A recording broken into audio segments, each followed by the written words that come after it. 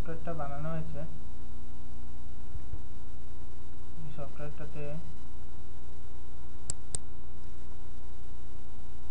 Shutdown এখানে manually select করা হলো। তারপর এখানে টাইমটা যেটা ডিফল্ট টাইম দেবে সেটা হচ্ছে সিস্টেম টাইম, তারপর চেঞ্জ করতে হবে সেটাকে।